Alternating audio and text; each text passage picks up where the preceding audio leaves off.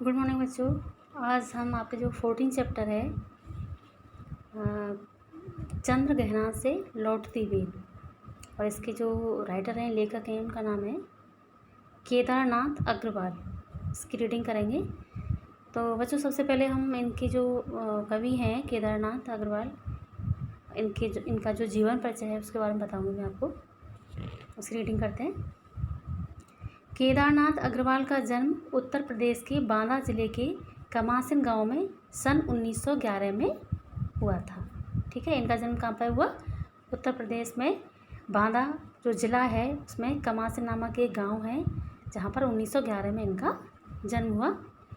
उनकी शिक्षा इलाहाबाद और आगरा विश्वविद्यालय से हुई। ठीक है, इलाहाबाद और आगरा, यहाँ से इनकी शिक्षा हुई। केदारनाथ अग्रवाल पेशे से वकील रहे थे। उनका तात्कालिक साहित्यिक आंदोलन से गहरा जुड़ाव रहा है।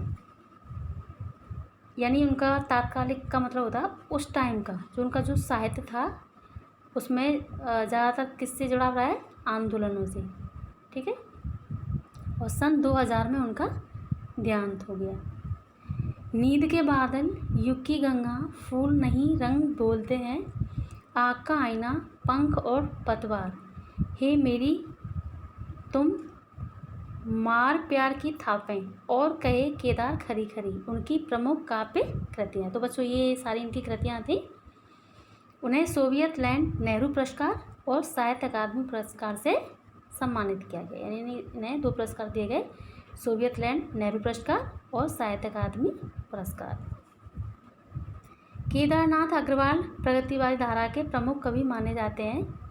जन सामान्य का संघर्ष और प्रकृति सौंदर्य उनकी कविताओं का मुख्य प्रतिपाद्य रहा है या विषय रहा है।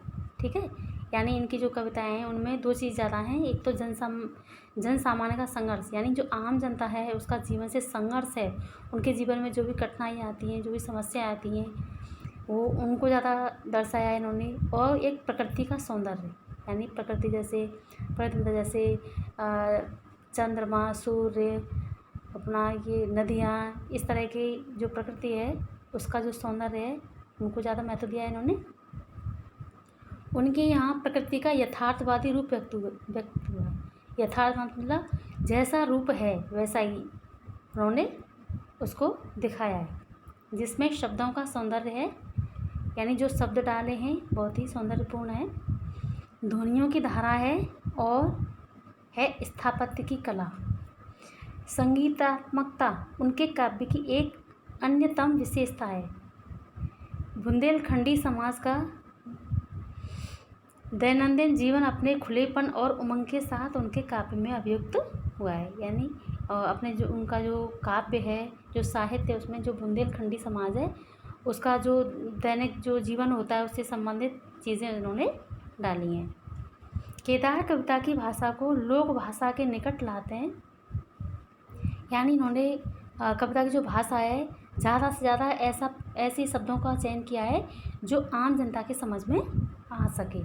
ठीक है, और ग्रामीण जीवन से जुड़े बिंबों की आत्मीयता के साथ प्रस्तुत किया है। यानी अपने जो साहित्य जो कृतियाँ हैं उनमें जो ग्रामीण जीवन होता है उससे संबंधित जो चीज़ें हैं उनको बड़े ही आत्मा के साथ, आत्मीयता का मतलब होता है मन से डालने का प्रयत्न किया है इन्होंने।